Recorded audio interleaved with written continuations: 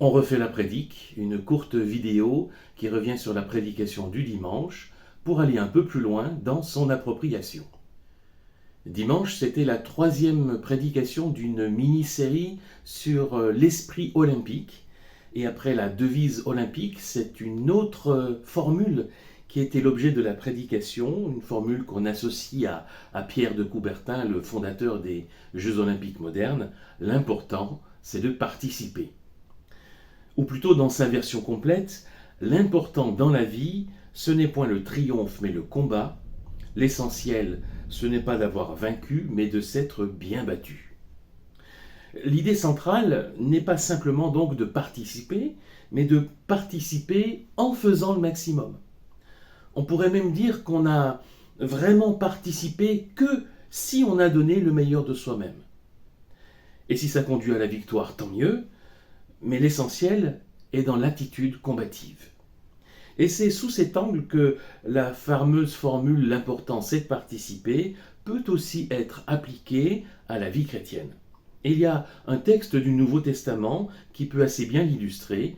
On le trouve dans la deuxième lettre de Paul à Timothée au chapitre 4, les versets 6 à 8.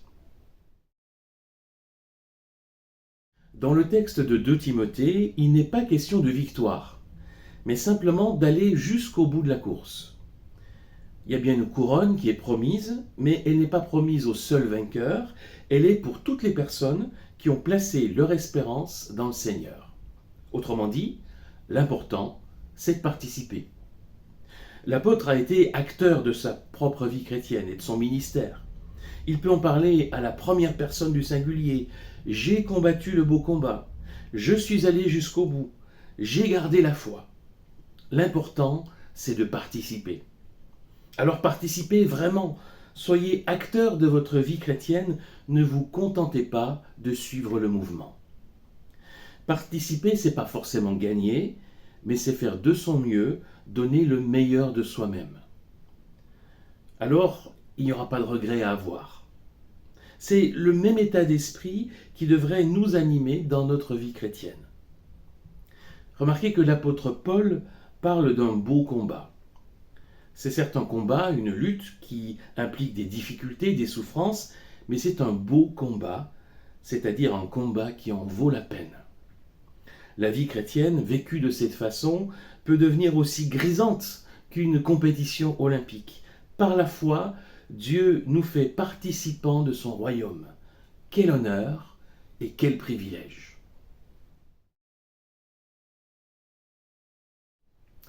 L'important, c'est de participer. Mais alors de participer vraiment. La question est de savoir pour notre vie chrétienne comment prendre les choses en main. On peut ici penser à cette formule assez étonnante de la lettre de Paul aux Philippiens. Mettez en œuvre votre salut, car c'est Dieu qui fait en vous le vouloir et le faire, selon son dessein bienveillant. Les versions plus anciennes traduisaient « travailler à votre salut ». Mais il y a bien l'idée d'un effort à fournir, d'un travail à accomplir, de prendre les choses en main et de s'y mettre sérieusement. Mais immédiatement, il faut aussi rappeler que celui qui permettra à ce travail de porter du fruit, c'est le Seigneur. C'est lui qui fait en nous le vouloir et le faire.